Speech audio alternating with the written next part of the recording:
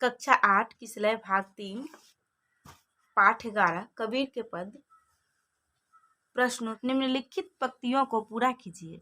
उत्तर है मेरा तेरा मनुआ कैसे एक हुई रे, मैं कहता आँखिन की देखी, तू कहता कागज की लेखी, मैं कहता सुरझावन हारी, तू राख्यो उलझाई रे, मैं कहता तू जागत रहियो, तू कहता है सोई रे। न तो कौनो क्रियाक्रम में नहीं जोग बैराग में, खोजी हुए तो तुरंत ही मिलियो पल भर की तलाश में। रिक्त स्थानों को भरना है तो इसलिए हम यहाँ पे भर दिए हैं। प्रश्न 2 है इन पंक्तियों के भाव स्पष्ट कीजिए। कम है मैं कहता निर्मोही रहियो, तू जाता है मोही रे। उत्तर है कबीर लोगों को इस असत्य संसार को त्याग कर समय है, मोको कहाँ ढूंढे बंदे, मैं तो तेरे पास में। तो इसका उत्तर है ईश्वर कहते हैं कि वह किसी मंदिर मस्जिद में नहीं रहता, वह तो हर प्राणी के हृदय में विद्यमान रहता है। इसलिए सच्चे दिल से स्मरण करने पर आत्मज्ञान अर्थात जीवन के सत्य का ज्ञान हो जाता है। मौको शब्द किसके लिए प्रयोग किया गया है?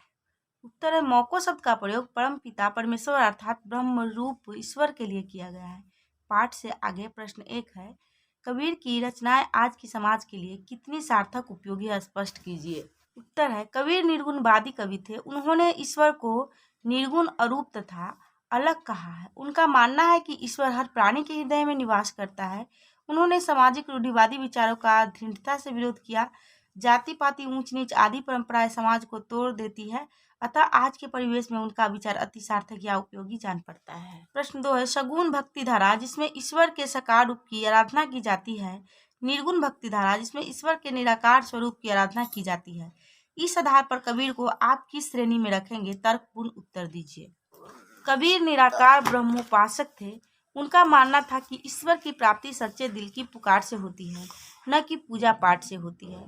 जब व्यक्ति को आत्मज्ञान हो जाता है तो वह सब में अपने को और सबको अपने में देखता है। अतः हम कह सकते हैं कि आत्मज्ञान होते ही मनुष्य के सारे मनोविकार स्वतः नष्ट हो जाते हैं। उन्होंने ब्रह्म पूजा को व्यर्थ बताया है। प्रश्न 3 है सगुण भक्ति धारा एवं निर्गुण भक्ति धारा के दो कवियों का नाम लिखिए। उत्तर है सगुण भक्ति धारा के कवि तुलसीदास सूरदास थे और निर्गुण भक्ति धारा के कवि कबीर दास और रविदास थे। तो मिलते हैं अगले वीडियो में।